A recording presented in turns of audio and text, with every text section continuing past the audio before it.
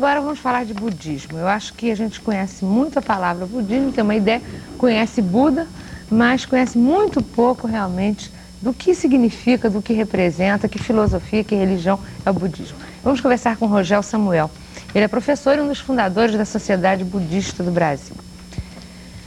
Eu acho que é isso mesmo, não é? O Buda a gente conhece, todo mundo já viu a figura do Buda, sabe que o budismo vem do Buda, mas sabe pouco. Começa pelo beabá. Fala um pouquinho do beabá do budismo.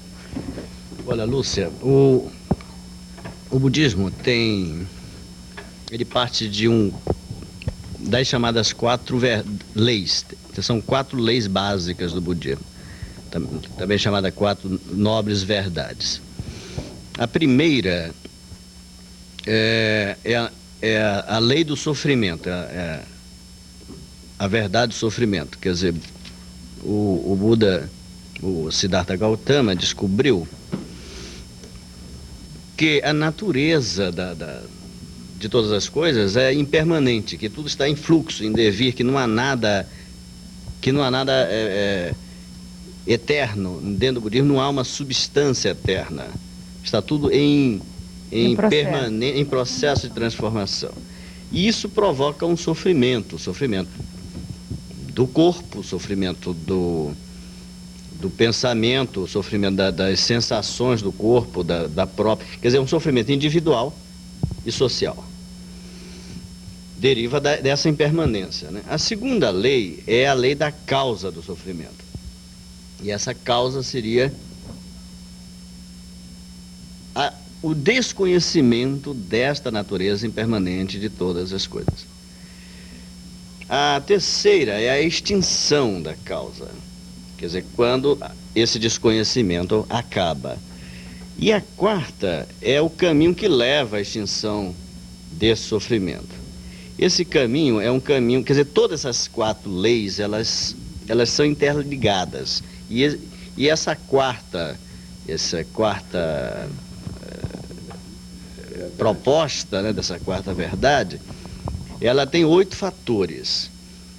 O primeiro é a palavra correta, a palavra ligada à verdade. Quer dizer, o compromisso da palavra com a verdade. O segundo é a ação chamada ação correta, que não prejudica a sociedade. O terceiro é o meio de vida correto, é uma profissão que não prejudique também o meio social.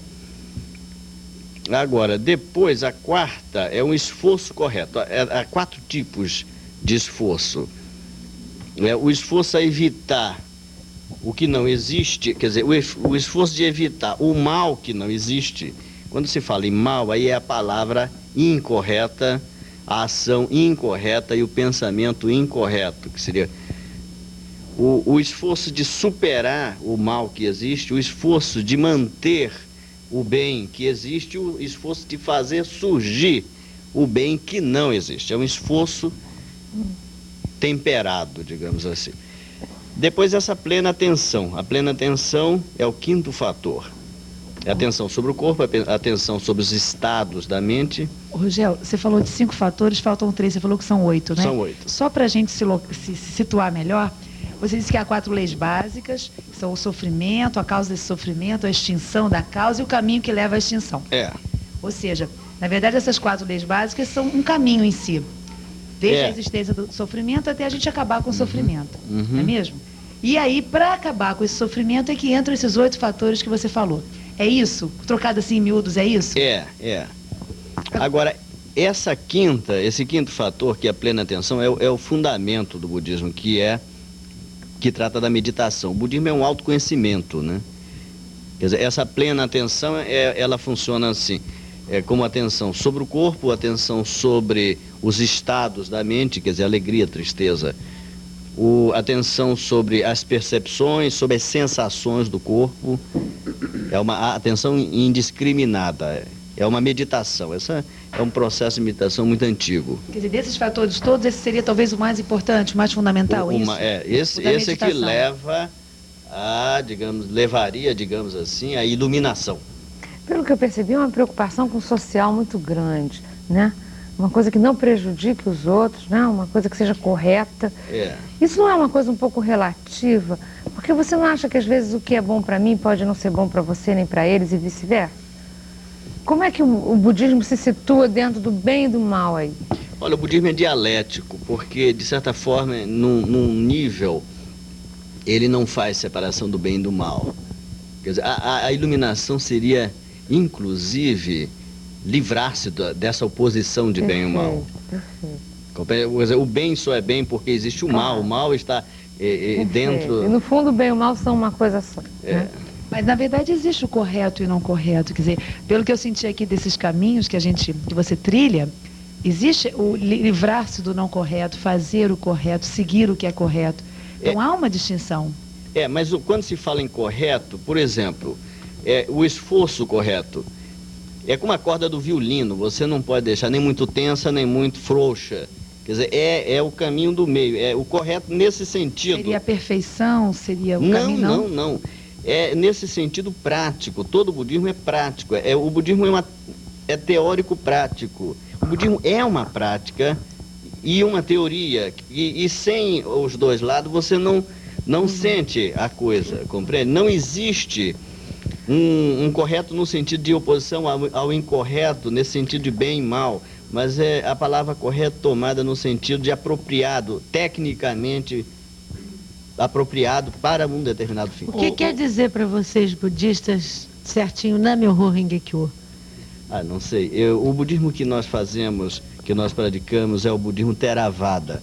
É o budismo ortodoxo, é o budismo praticado no Ceilão, hoje só no Ceilão, na Tailândia e no Vietnã. Ouviu? Quer dizer, é o budismo mais antigo, é o budismo do Buda. O Thera quer dizer antigo. O budismo tem uma ramificação que vai para no Tibete, o budismo Mahayana, tem o Zen budismo. Eu queria só decifrar aqui, porque a Deise falou uma coisa que ninguém entendeu. Uma saudação dos budistas, como a gente reza, né? O Nam-myoho Renge-kyo é uma saudação a Buda, entende? Eu conheço o senhor José Lande, conhece o José Lande? Não conheço. Que é budista, e eu já vi muita coisa do budismo, já participei até de uma reunião que ele me convidou. Eu sei, inclusive, não sei se a sua linha é a mesma. Eles têm, por exemplo, em casa, as coisas que eles gostam, por exemplo, as frutas que eles gostam, eles põem num altar. O seu é assim também? Existe um ritual dentro do budismo Theravada também. Esse budismo Theravada que eu pratico é aquele daquele monge que aparece na novela. É um monge da Mandala. Exato. Compreende? Está correto aqui? Bom, eu queria fazer uma pergunta. Ou vocês não estão gostando? Infelizmente eu não vi todos os capítulos, mas parece que ele passou a ideia de um monge um pouco errada, talvez. Compreende? Parece que ele passou a ideia de um monge muito bonzinho, alguma coisa assim. O budismo não é uma doutrina de salvação. O budismo é difícil de explicar a diferença. O budismo não é, inclusive, uma religião no sentido ocidental do termo. É isso aí que eu queria te perguntar. Você fala em sofrimento, que as religiões todas também consideram que o homem nasceu para sofrer. E o budismo também está igual. Eu pergunto, o que seria a diferença fundamental entre budismo e cristianismo, por exemplo? Pois é, mas quando o budismo fala em sofrimento é no sentido de uma impermanência, quer dizer, o budismo não tem o compromisso com o sofrimento. Um dos fatores da iluminação é a alegria, é a felicidade. Agora, com a comparação entre budismo e cristianismo é muito difícil de dizer, porque Cristo se aponta, ele se diz, ele aparece como uma encarnação de Deus. O Buda não, o Buda é um homem, o Buda não é um ser venerado, é homenageado dentro do budismo, mas o Buda é um príncipe casado, teve filhos e atingiu esse estado de suprema iluminação e conseguiu criar um corpo de doutrina. Compreende? Então, deixa eu te perguntar. Já me disseram que aquela figura do Buda que a gente costuma ver, aquele homem gordo e tudo, que não é a real figura do Buda, é verdade? Não, aquele ser gordinho é um deus, né? Um deus da felicidade, da fertilidade, do dinheiro. O Buda é magro, o Buda é uma seta. Pois é, já me disseram isso, que não é aquela figura do Buda. Mas por que essas pessoas reverenciam aquele Buda? Microfone, amor. Aquele... Por que reverenciam essa figura, esse gordinho? Qual é o sentido disso? Deve dar sorte, mas não é budismo. Não é budismo. Esse gordinho não é budismo. Não é Buda. Compreende? Ô, Rogério, Mas é visto pela grande maioria das pessoas. Não é Buda. Não é Buda. O gordinho é o quê? Ah, não sei. É uma imagem. É uma imagem de um deus oriental, é o deus que dá sorte. E por que ele chama? Ele não chama Buda? Porque toda esse pessoa que está gordinho? sentado assim, em pose de yoga de e tal, é Buda. chamada de Buda, né? Ele senta feito Buda, exatamente. E o budismo não acredita no espírito? Esse espírito permanente, não.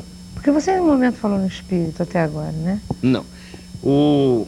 Inclusive... Falou em iluminação. A iluminação não seria espiritual? Alcançar a luz espiritual? Não nesse sentido de separação da matéria e espírito. Não há espírito nesse sentido, não há alma, por exemplo, no budismo. Você falou em pensamento, não falou em espírito ainda agora. Eu percebi isso. Você está passando para a gente uma imagem muito sofisticada de uma religião, de uma filosofia muito sofisticada. Me desculpe, mas o budismo ele é um tanto sofisticado. Ele é deformado popularmente, mas o budismo é uma doutrina muito o budismo quase que é materialista. Sim, mas então, se ele é tão sofisticado assim, como é que você explica... E o Zen budismo é mais sofisticado ainda. Como é que você explica a grande popularidade dele no Oriente? Bom, lá ele é transformado numa religião, uma religião oficial. Tudo pode ser transformado numa religião. Nós é que somos menos sofisticados ou eles? Não, mas o cristianismo é sofisticado. O que não passam é o lado, digamos, mais profundo da filosofia cristã. Quando você pega a teologia, quando você vai ler São Tomás de Aquino, vai ver que o cristianismo não é simples. Mas então existe um budismo que não é sofisticado. Existe, esse budismo popular. Exatamente, porque esse que eu conheci não é. Quer dizer, esse que eu conheci através de Sr. José Lande não é sofisticado, é uma coisa que a gente, é uma prece, é uma coisa que a gente está no dia a dia da gente, não achei complicado não. Qual é a sua linha então? Theravada, budismo Theravada. O Theravada é o budismo, porque quando o Buda morreu, o hinduísmo na Índia tomou conta do budismo, assimilou. O Buda passou a ser um avatar, uma encarnação divina. E o budismo praticamente desapareceu na Índia. Ele sobreviveu no Ceilão, compreende? E depois no Tibete, onde virou lamaísmo, que é o budismo Mahayana. E depois foi levado para o Japão, compreende? Mas na Índia, praticamente, o budismo na Índia é um budismo sob a ótica do hinduísmo. Rogério, quando você falou que há sofisticação aí, que o budismo é sofisticado, eu fico pensando que isso elitiza um pouco o budismo, ou seja, poucas pessoas têm acesso a ele. Então vamos supor que ele seja efetivamente sofisticado. A gente está entendendo aqui que é sofisticado o budismo puro, tal como você está colocando. Não existe uma forma de dessofisticá-lo, ou seja, de torná-lo mais didático, para que as pessoas entendam melhor e possam melhor se aprofundar, meditar e buscar, na verdade, o caminho contrário do sofrimento? Porque não deve haver interesse numa linha, numa seita, numa filosofia em complicar. Porque a complicação fecha os caminhos para que os outros entrem. Você não acha, não? Não, porque é o seguinte, o budismo que a gente pratica aqui no Brasil, na sociedade budista, não é o budismo exatamente como uma religião. Nós temos uma religião, digamos, oficial. Eu sou batizado, sou cristão, católico, etc. Quer dizer, nós pegamos o budismo pelo lado da prática da meditação e pelo lado da filosofia budista e da psicologia budista, compreende? Não exatamente pelos seus rituais, entende? Porque seria mais uma... Eu tenho a impressão que diante dessas seitas diante dessas coisas estrangeiras, até diante da cultura europeia, o que nós brasileiros temos que fazer é nos apropriar desses saberes, dessas coisas, e administrá-los, quer dizer, ver como é que isso deve servir para nosso uso doméstico. Em que isso nos interessa? Dentro de tudo que você colocou, aonde entra e como fica o monge budista? O monge budista... Que é muito conhecido.